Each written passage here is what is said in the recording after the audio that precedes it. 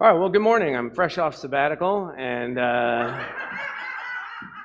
got a whole hour away, and I feel refreshed. I feel renewed. I feel ready for the task at hand. No, seriously. Apparently, our other pastor, Andrew, has the immune system of a kindergartner in their first year in school, and this is the third time that he has been sick in as many months. And he only gets sick when I want to do something. So staff retreat? No, he's sick. Family camp? No, he's sick. I want to go away? No, he's sick. So I just want to personally, because I know he's watching, thank Andrew for the blessing that is to be here this morning with you all. And it's got me in a tailspin. I normally have how many points in a sermon? Yeah, I got 8 this morning. I don't know what happened. I think the reason I have 8 points is I decided that if I have to be here, we're all going to be here. And I mean, we're going to be here. And here's the deal. Andrew needs grace because I know he's not feeling well. I need grace.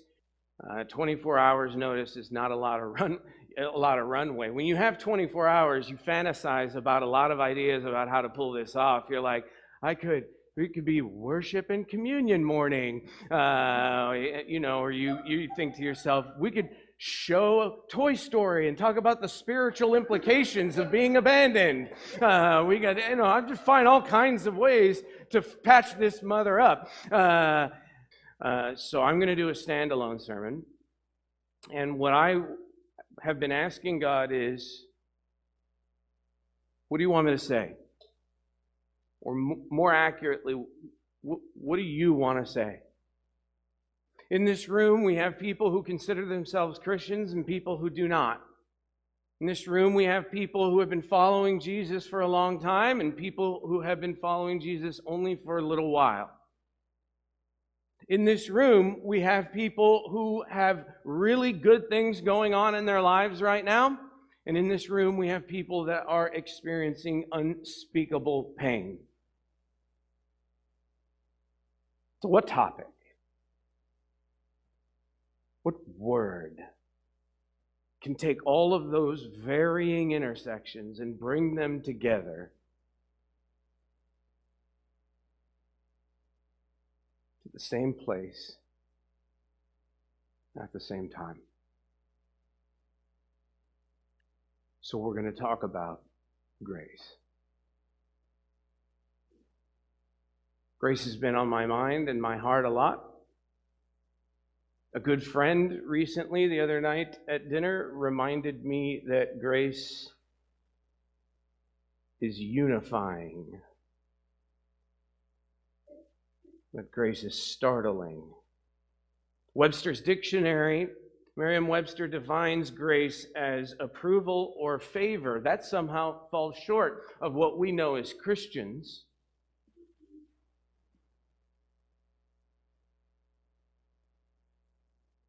People in our secular culture use grace in ways that fall short of our experience as Christians. You might say that someone is graceful. And what we intend to communicate when we're talking about like the Olympics and a gymnast or a swimmer or a dancer, we're intending to communicate that they are skilled at what they do and that what they do is aesthetically pleasing and that they are proficient at what they do. But that's not grace.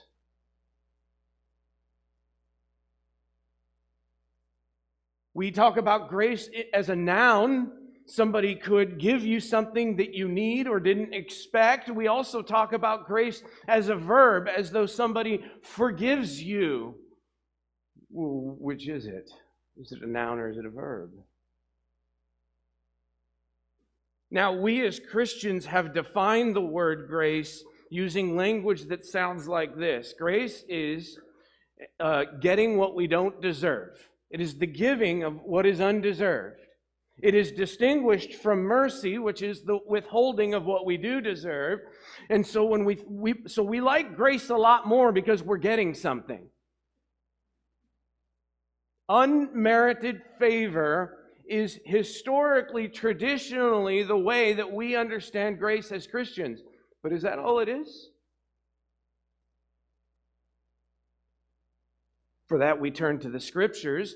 That definition seems to have biblical support. The book of Romans, which people tend to think of as the book of law, is actually the book of grace. And the Apostle Paul, who has historically been looked at by a lot of people outside the church as the most didactic and unforgiving of the apostles, has actually historically been referred to by the church as the apostle of grace. So the book of Romans is the book of grace, and its author, Paul, is the apostle of grace. And he writes this about that subject in chapter 3, 5, and 11. First, in 3, he says, "We are justified by his," that's God's grace, "as a gift through the redemption that is in Christ Jesus." So what I read here is that grace is what inclines God to give gifts that are free and undeserved to people. Fair? Chapter 5, he goes on and says this, "If many died through one man's trespass," he's talking about Adam in the garden from the book of Genesis, he says, "much more have the grace of God and the free gift by the grace of that one man, Jesus Christ, abounded for many." So grace here is the quality in God that produces those free gifts for people. Fair? Okay. Chapter 11, he says, "At the present time there is a remnant chosen by grace, but it is by grace. It is no longer on the basis of works, otherwise grace would no longer be grace." So what I read here is we're correct. You cannot earn grace. It is unmerited, undeserved favor.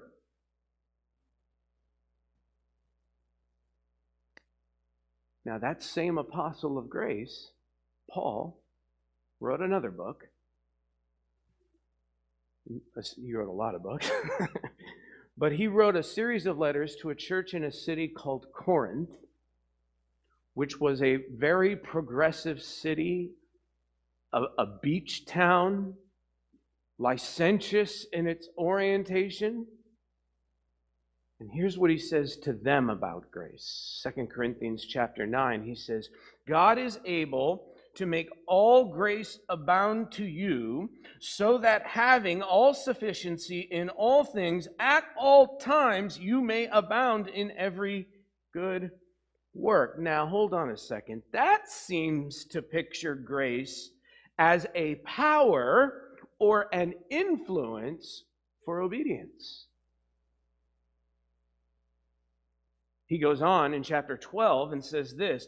Jesus says this to Paul, "My grace is sufficient for you, for my power is made perfect in weakness." And then in his first letter to Corinth in chapter 15, he says, "By the grace of God, I am what I am, and his grace toward me was not in vain. On the contrary, I worked harder," because that was the effect of the grace, that he could work harder than any of them. "Though it was not I, but the grace of God that is with me." In all three of those contexts to his letters to the church in Corinth, and they're not the only ones, grace is not only a disposition, it's not only a quality or an inclination in the nature of God to give unmerited favor to people, but it is also an influence, or you could call it a force, or you could call it a power, or an acting that emits from God that works in us to change our capacities for work, suffering, and obedience. You following me so far? So meaning, any good definition of grace must include these two things. It is unmerited, undeserved favor to people who do not deserve it, and it is power for life to be obedient, to work, and to endure suffering and pain in this life. We copy? Okay. It doesn't mean you have to abandon your definition. It's a good definition. Unmerited favor, undeserved favor. You don't have to abandon that. It's just that falls short of grace and its fullness.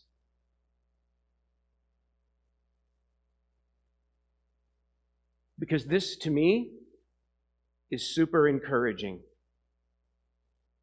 That undeserved favor overflows in powerful, practical helpfulness from God into my daily life where I need it the most. That's really encouraging to me. So then here's the next question I ask myself. Okay, I need to get like a working understanding of what grace is. So now here's my next question, and it's the only way that I can think about being helpful to us this morning, is this. I said, is there anywhere in the Bible that will help us distinguish grace, like supernatural biblical grace, from the grace that is secular, agnostic, atheistic, and devoid of any real beauty and power? Is there anything that's going to help me distinguish how the Bible portrays grace and from the way that I tend to portray grace, which is not really grace?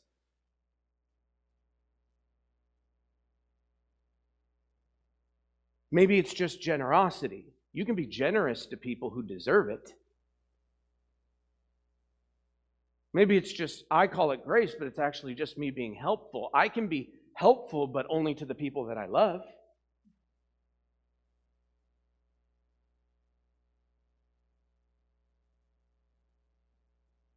So is there anywhere in the Bible where grace and its aspects is on display in real people's lives that we can see it? And I could think of one. And oddly enough, it connects us to Genesis.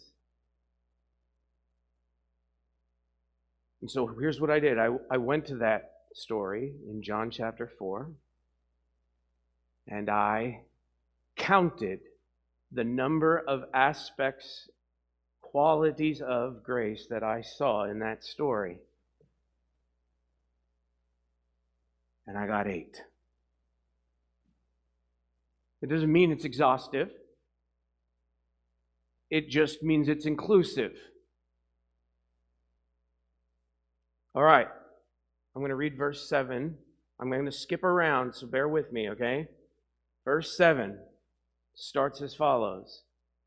A woman from Samaria came to draw water at the well, and Jesus said to her, "Give me a drink." Stop. Now, this story is infamous, even outside of Christendom, that Jesus, on his way through Samaria to where he was going, he stops at a well to get a drink of water. The disciples go into town. They're shopping at Safeway for food, and he is alone with a woman in the heat of day who is by herself drawing water. And he approaches her and says to her, "Give me a drink of water from the well." Which brings me to my first point here. Grace is unexpected. Number one. If you got the app with you, you've got fill in there. If you've got paper, write it down. Number one, grace is unexpected. And by that I mean grace ceases to be grace if you have to initiate. Anne Lamott, who is a famous novelist who's actually based here in Marin County, she's very progressive, very liberal in her worldview. That being said, she is startled by and does not know what to do with the subject of grace. She writes about it all the time. And she tends to be as intellectually honest as she can with the subject of grace without importing a lot of her own subjectivity. She muses about it all the time. And here's one of the things she writes about grace. I do not at all understand the mystery of grace, only that it meets us where we are, but does not leave us where it found us.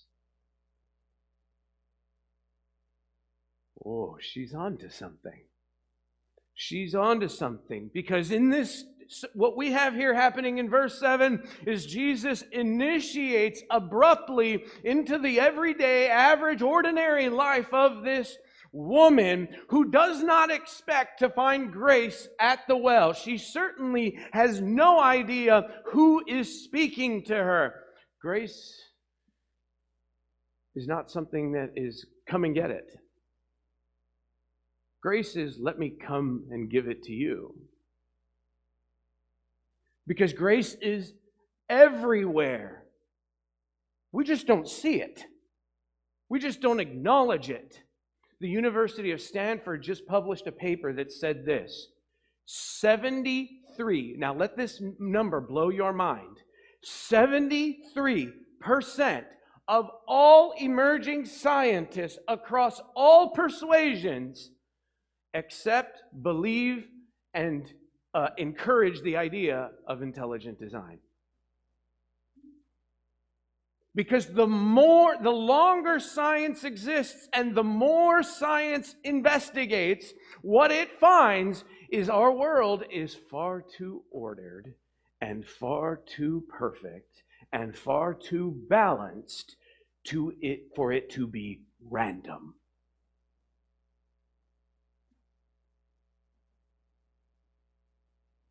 When you turn to the book of Genesis in chapter 1, we find God ordering that randomness. In the beginning, God created the heavens and the earth. The earth was without form and void. Darkness was over the face of the deep. Verse 3, and He said, let there be light, and there was light. He didn't have to make light. He could have left us in darkness. Go ahead. When was the last time you ever thought of light as grace you should be thankful for? The only time I'm ever thankful for light is after a blackout in California. I'm glad that it's back on, and then I go about my very selfish, self-concerned ways. When in reality, I should be thanking God for the grace that is light. And so if you remember all the way back when we went through this text in Genesis, I said that this is Him ordering and preparing the land for who? For us. Verse 26 comes up and it says this: then God said, let us make man in our image and after our likeness. So He creates us. He initiates the grace and gift that is life. Go ahead. When was the last time that you thanked God for existing? You didn't have to. The Bible says He planned you.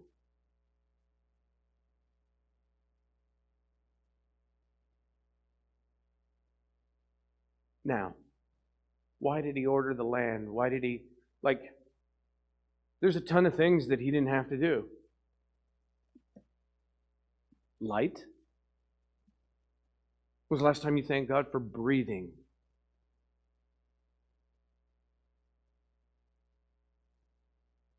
How about a dog? Some species of dogs are just pointless creatures.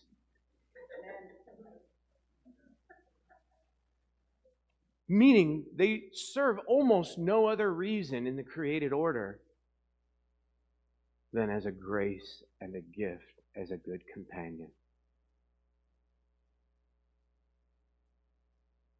Some of you are thinking, well, what about cats? That was a curse. That was not a grace.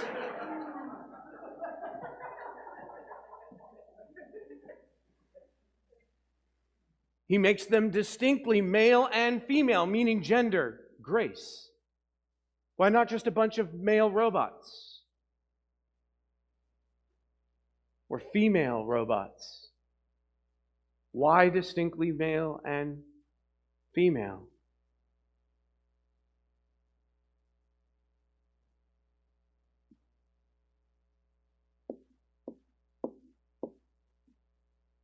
You know, he could have just put us in a desert, but he gave us the earth. It's beautiful in the way that it's ordered and planned. And he did it. Yes, everything he created is also a metaphor that tells of the splendor and glory of God himself. But he also just gave it. He also created it just for you, just as a gift. Don't believe me? Well, all you have to do is look at Genesis 1, verses 29 and 30, and look at the language. Put it on the screen. And God said, "Behold, I have given you every planet-yielding seed. I have given you, give, you. I ordered it. I created it. Now here you go. Grace." Why am I telling you about this?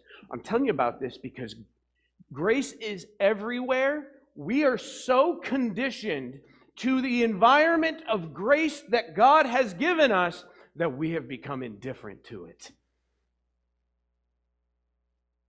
We are always asking for specific grace from God, and so it embitters us because we're like, I want this grace, I want this grace. God, why aren't you giving me grace? And it's almost as if God comes along in the book of Genesis, chapter 1, and says this to you: is there light? Go ahead, take a breath. That's grace. Take another one. There it is again. What do you mean, why am I not giving you grace?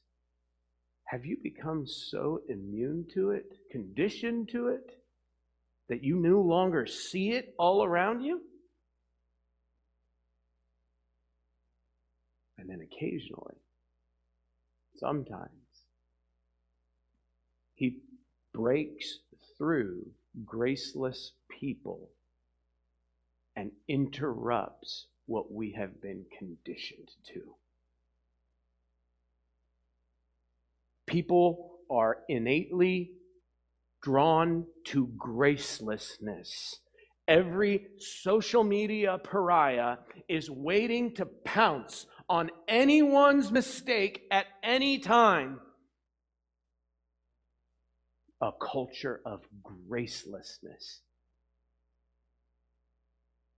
And when he interrupts and we finally see grace again, after having been conditioned so long to it being everywhere, it's unexpected. It's abrupt. It's startling.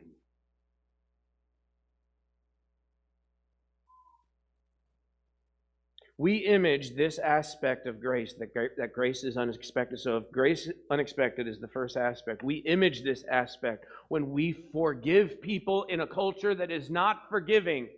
When we give second chances to people in a culture that does not give second chances. When we are welcoming to people on a Sunday morning and in our lives in a culture that has their faces and eyes glued to a little bitty screen. I was in the grocery store, and I literally looked at somebody in the age of COVID and in the age of screens, and all I said to her was, "Hey, how you doing?" You would have thought I said, "Stick 'em up, give me your wallet." Because people don't do this anymore.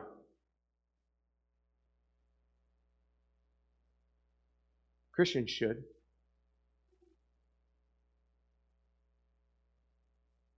It interrupts our normal experience of the world. You cannot, I love this expression, hey, just give yourself some grace. You can't do it. It doesn't work that way. If you have to give it to yourself, it is no longer grace. It ceases to be grace because you have to initiate it to yourself. No, it is a gift from outside of you given to you. Someone has to give you grace. You cannot give it to yourself. So grace ceases to be grace if you have to initiate it. Look at verse 9. I better start moving faster. The Samaritan woman said to him, "How is it that you, a Jew," she makes that distinction important. It's very important that she makes this distinction. "You, a Jew, are asking me, a Samaritan, for water, because Jews have no dealings with Samaritans." Okay, that brings me to aspect number 2 of grace. So number 1, grace is unexpected. Number 2, grace is unrestricted. And what I mean by that is grace ceases to be grace if you cannot access it, right? For years and years and centuries, theologians have distinguished between the ideas of common grace and saving grace. That saving grace is a particular aspect of grace that is available to Christians because that grace is eternal and irrevocable. But grace is not just for Christians. Common grace, as theologians historically referred to it, is the grace that's available to everyone. It's not a class system. Everyone in a kingdom economy can access grace. As soon as there are boundaries, it's not grace anymore. Grace is not privileged. A Jew, a position of privilege, asks a Samaritan, a classless citizen of that time, for water, which is interrupting the total social norm because grace ignores self-interest, them rejecting him and criticizing him for interacting with her, and grace ignores boundaries. When it doesn't do those two things, ignore self-interest and ignore boundaries, it ceases to be grace.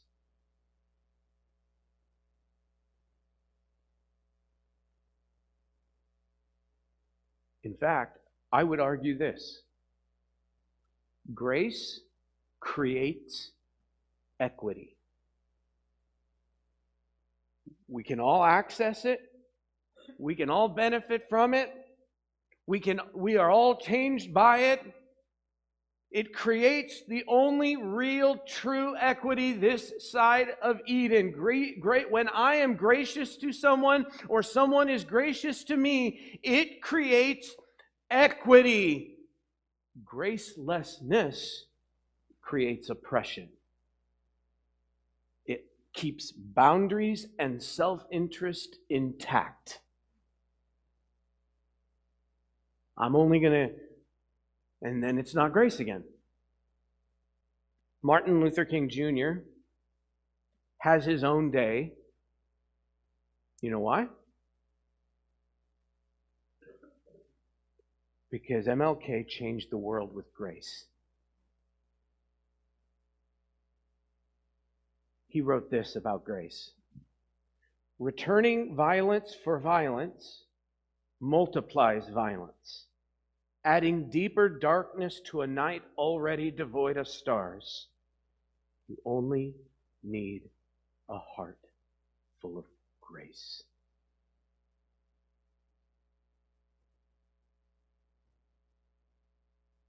He changed the world with grace.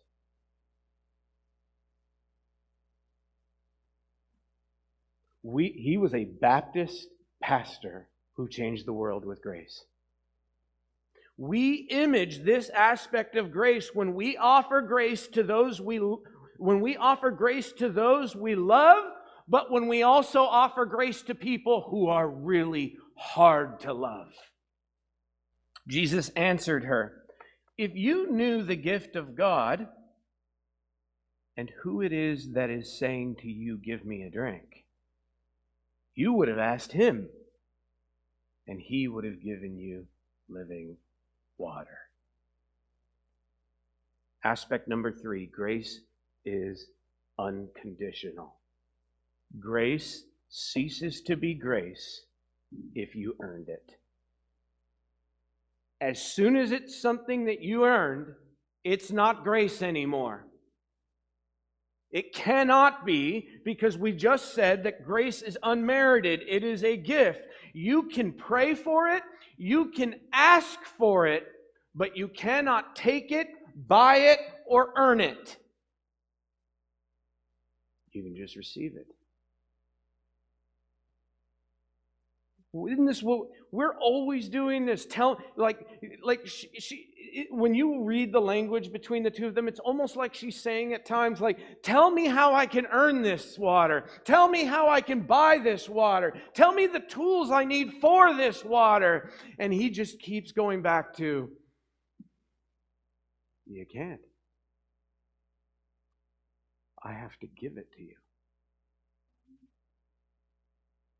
You can't buy it. You can't earn it. And it's not about having the right tools. I have to give it to you, which I'm glad to do. You just have to ask and receive it. In Romans chapter 11, Paul writes this. We looked at this before. It said, so too at the present time there is a remnant chosen by grace. But if it is by grace, it is no longer on the basis of works, of effort, of merit. Otherwise, grace would no longer be grace. Paul agrees with me. I'm just kidding.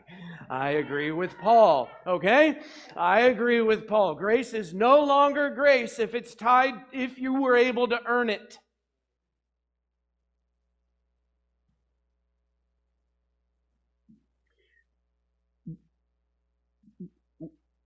Do you know that Christianity is the only faith view, the only faith practice where you are justified by grace? Justified, synonyms, saved, enlightenment, moshka, nirvana. We use the word justified, meaning that we have been set right in our souls from our sin. Only Christianity proposes the idea that you are justified by grace. In Judaism, you are justified by an elaborate religious system of works and sacrifices.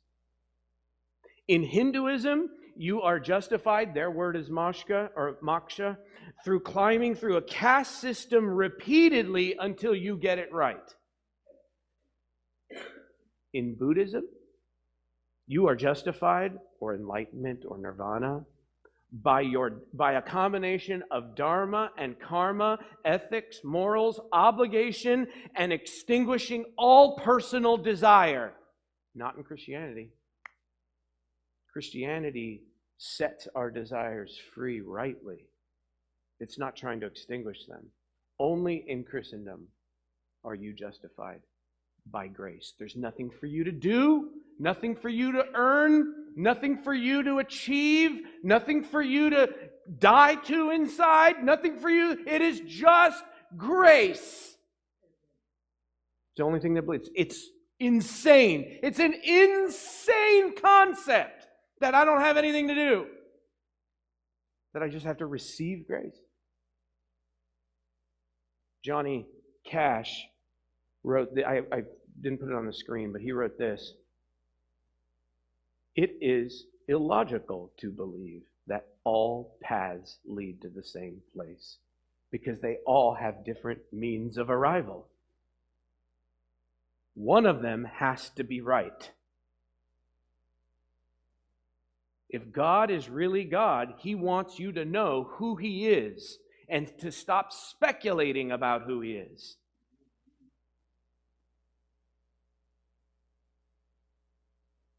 Gifts don't expect repayment. God's expression of grace was innumerable in the Garden of Eden. His requirements were minimal in Genesis chapter 2. And we image this aspect of grace when we don't hold grace over people's heads, or we don't give them grace, but there's a catch to it. Come to my church, right? I have lots of friends who are not Christians. They are not pet projects. They are not broken things that I'm trying to fix. They are my friends, and I love them because they are my friends, and I love them. That's grace.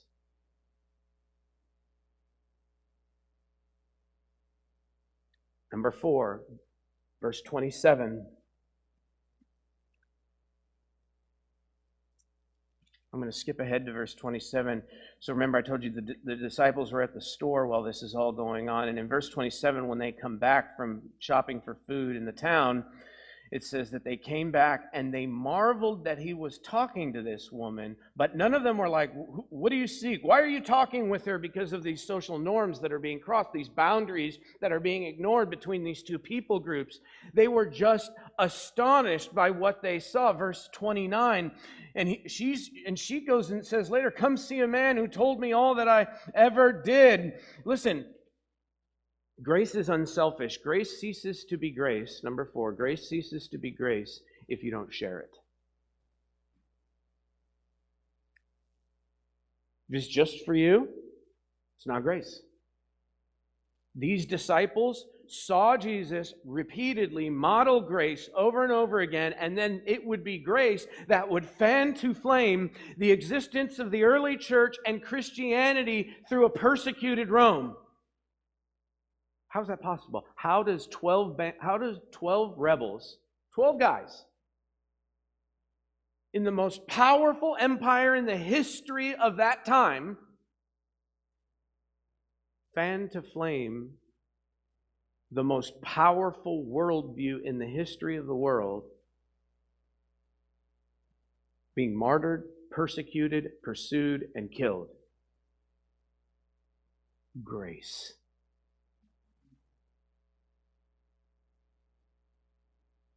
And only grace. Grace compels grace, not out of obligation, but according to Peter, as grateful stewards of what was given to us. Grace becomes contagious. When we see grace, it startles us because it is countercultural. It becomes contagious not like a virus. It becomes contagious like the remedy to a virus. I need everyone to take this. I need everyone to have this. That's what grace is like.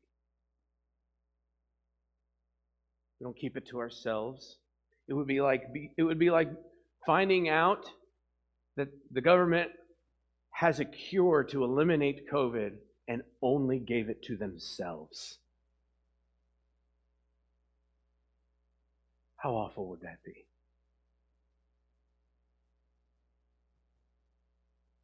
How about you? You hogging grace? You keeping it to yourself?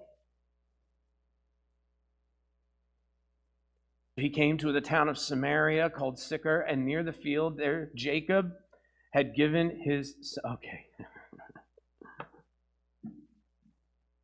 This is my favorite part because I didn't mean to find this out. We call that grace. Okay? So I'm going to put up my 5th aspect of grace. Grace is unfailing. And by that, what I mean is that grace ceases to be grace if it isn't enough. And then now we can go back to that text, Catherine, verse 5. He came to the town of Samaria. Now remember, they're near a well.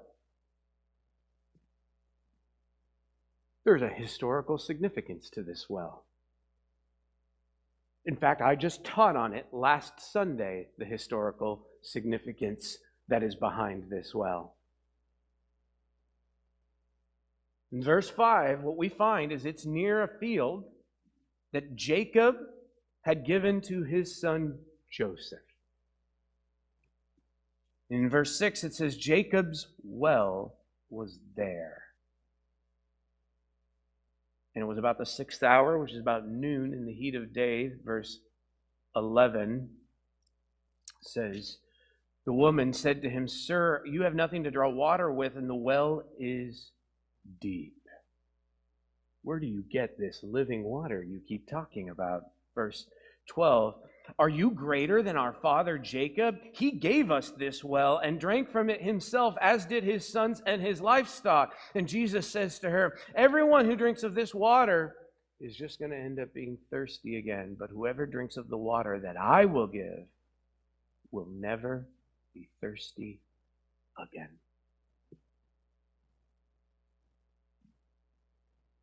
In Genesis chapter 33, Jacob came to this city, and he camped before this city, and this is where he procured this land.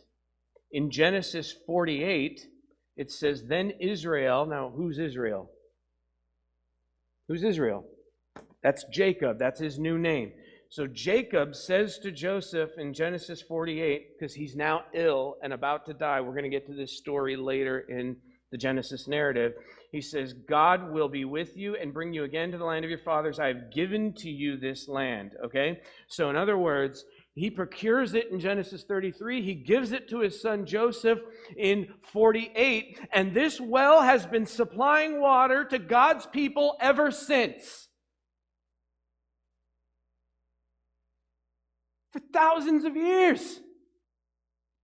Jacob was named Israel right around 1900 BC.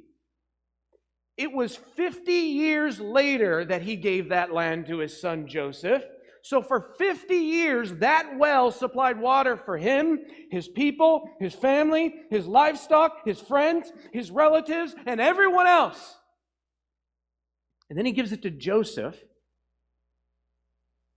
And between Joseph and Jesus arriving at this well to talk to this woman, 2,000 years pass.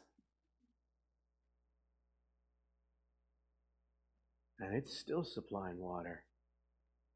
So when she says this well is deep, I read that and go, yeah, you think? That is a deep, wide, rich well. Because that's what grace is like. Grace is always enough. If it's not enough, it's not grace. Grace isn't just enough. Grace is always more than enough. Look at 2 Corinthians 12. But he said to me, my grace is sufficient for you, for my power is made perfect in reason. We read that word sufficient and we go, oh, just enough. No, that's not what that word means. 1 Timothy says this, the grace of our Lord overflowed for me. It never runs out. It's always deeper, always wider, always more. It's always there when you need it. That's why it's called grace. If it ran out, if it didn't satisfy, if you're still thirsty, then you have been drinking from a shallow well, and that's not grace. Choose the deeper, better well. And Jesus says, that's me. If you're still thirsty in this life, if you're still not satisfied, you haven't been leaning on grace, brother and sisters. You've been leaning on something else. Number 6, verse 15. I'm doing my best, church. The woman said to him, give me this water so that I will not be thirsty or have to come here to draw water ever again. Jesus said to her, go call your husband and come here. Now this seems cruel. He finally gets her to the place where she's asking for this better water, the better well, where she's asking for grace. And he says, no, there's still one little bit of business to do. Go call your husband. And she says, sir, I have no husband. And Jesus says, you're right. You've had 5. And the one you're with now is not your husband. Now, she could walk away. She could have been indignant. She could have said, that's not socially or politically correct right now. That's not nice. No, here's what she said. What you said is true.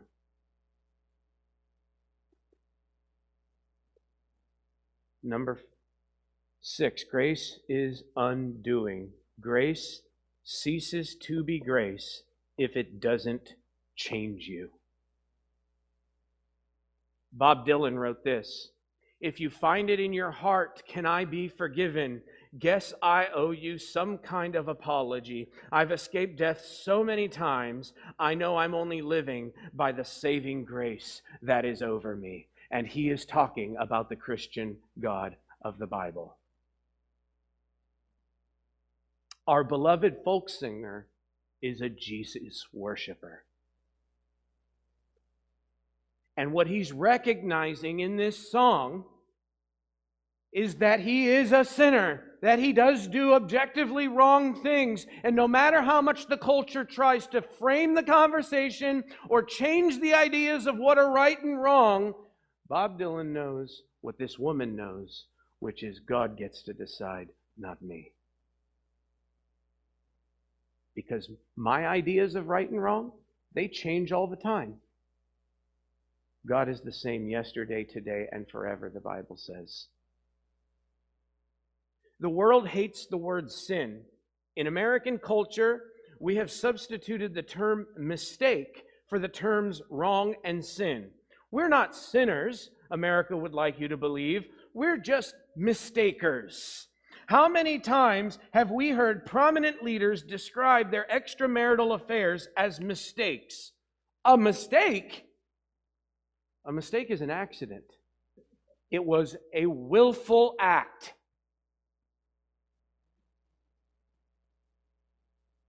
If you don't see yourself, or to borrow a phrase that gets overused but maybe is helpful right now, sin is, if you don't see yourself as missing the mark or falling short, you can't receive grace, because the whole point of grace is to make up a deficit in you. And if you don't see that there's any deficit in your life, you'll never experience grace. When I say that grace is undoing, what I mean is that if it's really grace, it will start to chip away at your self-perception of yourself. There are two types of people in this room. Some of you who are naturally inclined to the idea that you're a pretty good person, and some of you who are naturally inclined to the idea that I'm a pretty bad person. I'm pretty broken. I'm pretty messed up. To those of you that are inclined to thinking I'm pretty good, grace exposes our deficiency and, yes, our sin. To those of you that are inclined to thinking that you're pretty bad, grace exposes our value and virtue by its very presence and offering. It is only through grace that we can rightly see ourselves, perceive ourselves, and live grace-filled lives. We image this aspect of grace when we allow grace to undo our tightly held self-perceptions, self-conceptions, and admit, I might be wrong about who I am. Number 7, verse 28. So the woman left her water and her jar and went away into town and said to the people, well, let's stop there. She left her jar and went away into town. Number 7, grace is unburdening. Grace ceases to be grace if it isn't intended for flourishing. Why is she out there in the middle of the day, in the heat of day around noon? That's not when you go to get water. I mean, it is hot out there. What is she doing at noon in the Middle East, getting water at this well? Everyone would have done it early in the morning when it's still cool or late at night when it gets cool again? Why is she out there in the middle of the day? Because she's burdened. She's a social pariah. She sees herself as pretty bad. And she can't bear her own shame to interact with others at the correct time of day. So she goes when she knows no one will be there.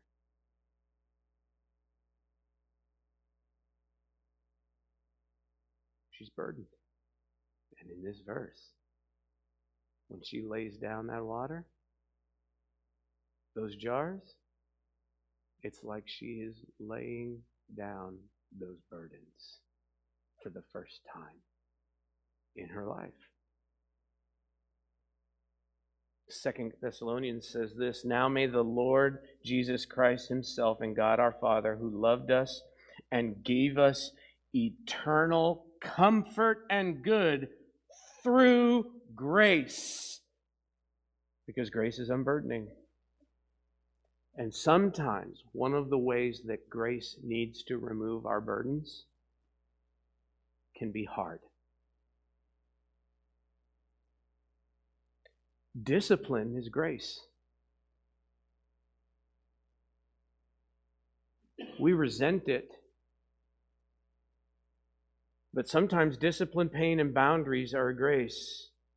Hebrews 12 says, "Do not regard lightly the discipline of the Lord. Don't be weary when he reproves you.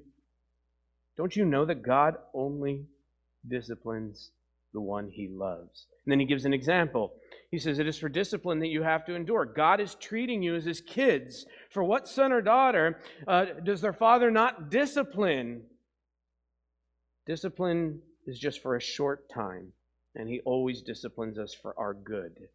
For the moment, all discipline seems painful rather than pleasant, but later it yields the peaceful fruit of righteousness for those who have been trained by it. When I discipline my child for running out into the street, that is grace, because the alternative is death. We understand that principle is what he's trying to say. We understand the principle of discipline. Hard things sometimes achieve peacefulness and righteousness.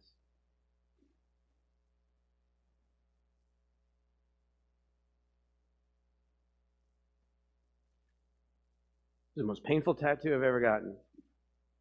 Grace is sufficient, is what it reads. I intentionally had them do it over the damaged nerve.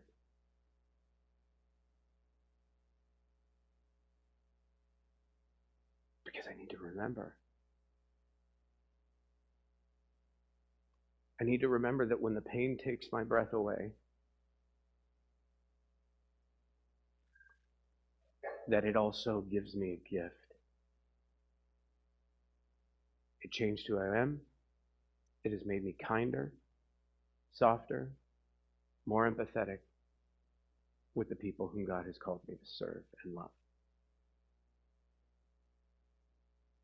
And his grace has to be enough sometimes.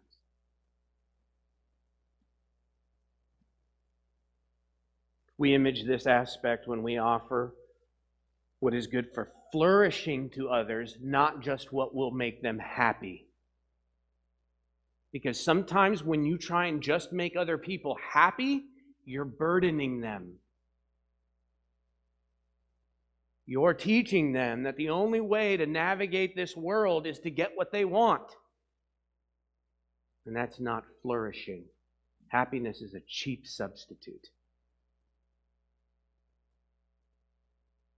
That brings me to my last point, verse 29. Come see the man who told me the truth about grace and all that I ever did. Can this be Christ? Verse 19. The woman said, "Sir, I perceive that you are a prophet." And Jesus goes on in verses 20 to 26 to say, speaking of which, our fathers worshipped on this very mountain. Now, I know you think worship is limited to a place, but the time is coming when true worshipers will worship the Father in spirit and in truth. And she says, I know that the Messiah is coming, the Christ. When he comes, he'll tell us about that better kind of worship. And Jesus says to her, I who speak to you am he.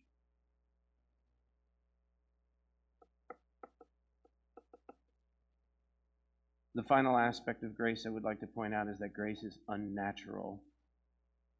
Grace ceases to be grace if it depends on us. Hebrews 4 says, let us then with confidence draw near to the throne of grace. That's a throne with the quality and the character and the inclination to treat people better than they deserve. That's the kind of throne that we're coming to. But then the text goes on and says that we may receive mercy and find grace to help in the time of need. It is incredibly encouraging that God's grace is both the inclination to treat us better than we deserve and the extension of that inclination in practical, real, and frequent help. When I say grace is unnatural, by unnatural, do you know what I mean by that? Is if grace has to be sustained by your natural instincts, perceptions, power, energy, and capacity, it's not grace, because then it's not deep anymore. You can't sustain grace in your own strength. You need someone outside of you that's better, deeper, wider, more powerful, more energy, more capacity.